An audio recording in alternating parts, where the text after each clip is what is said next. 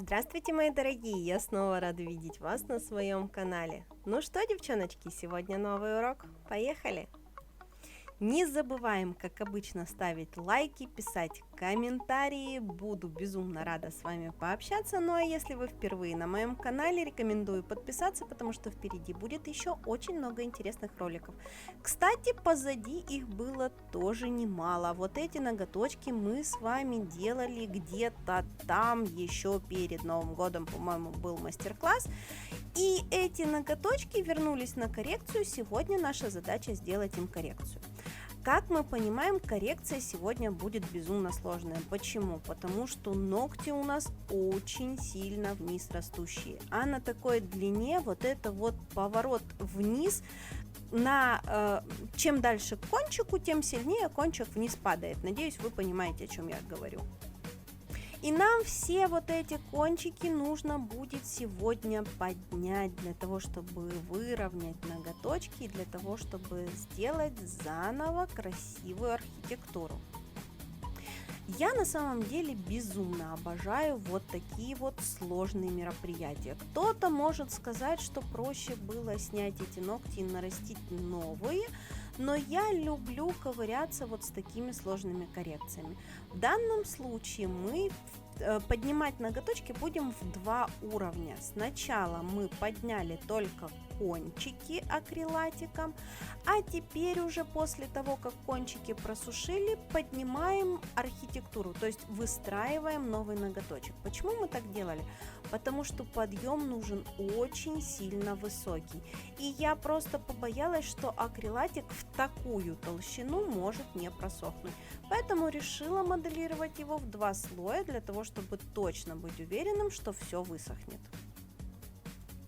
Ну а дальше у нас опил. Сначала фрезером снимаем явные излишки материала и потом допиливаем пилочкой. На самом деле опил этих ногтей занял у меня минут 40 максимум на все 10 пальцев. Это все время опила вместе с фрезером, поэтому я считаю, что в принципе опила здесь было и немного. Опиливаем ноготочки по классической схеме миндаля. Схему эту на канале вы у меня уже видели, повторяться не будем.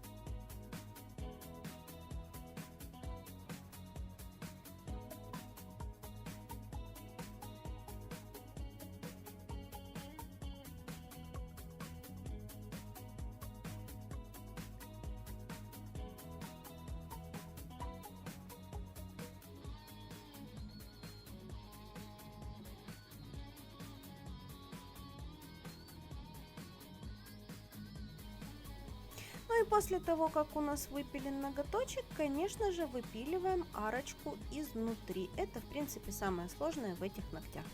Далее рисуем френчик белой гелевой красочкой без остаточной липкости. Его мы будем затирать пигментом. Френчик рисуем при помощи косой кисточки. Я очень люблю этот способ рисования, потому что мне кажется, что так материал распределяется намного точнее, намного удобнее, чем тонкой кистью. Тонкой кистью в данном случае я только подвожу саму линию улыбочки.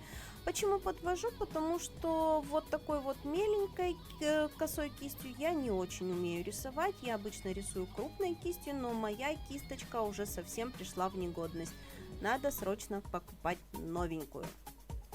И я слегка повернула камеру, и очень зря я это сделала, потому что теперь при съемках выпадаю из кадра. Надо срочно возвращать все на место.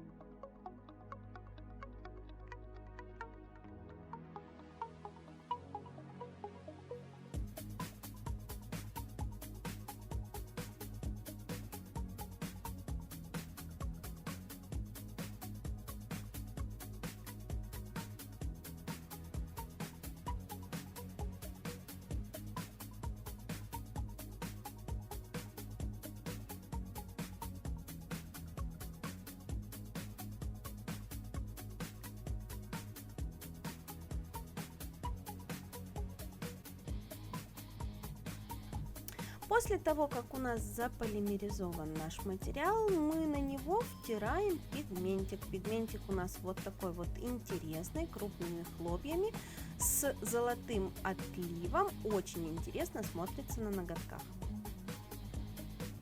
Далее на пальчике рисуем основу под будущий дизайн. Это у нас будут кружева с ромашками. Вырисовываем и опять же будем тенить их пигментами. Только тенить будем не в один оттенок, а в несколько.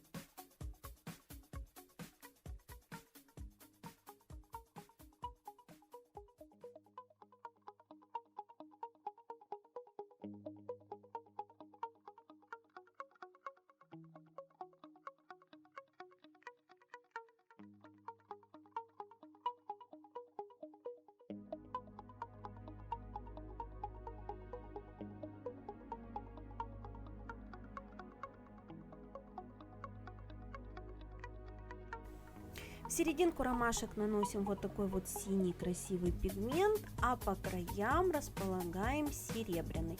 У нас получается плавный переход цвета в наших ромашках, у нас получаются притемненные центры и красивые серебряные листики. После того, как все затерли пигментом, перекрываем финишным покрытием и впиливаем конусные стразики.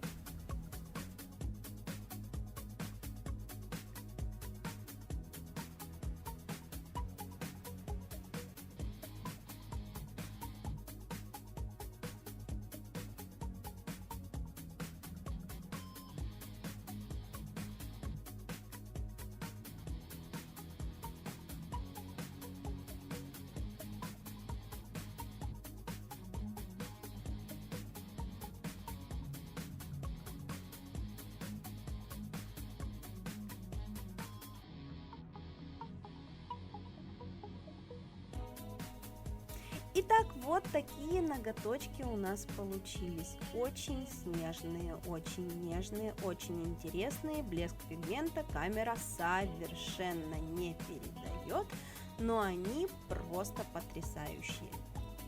В общем, надеюсь, вам сегодня было интересно, надеюсь, вам было полезно. Встретимся в новых уроках. Всем до новых встреч. Пока!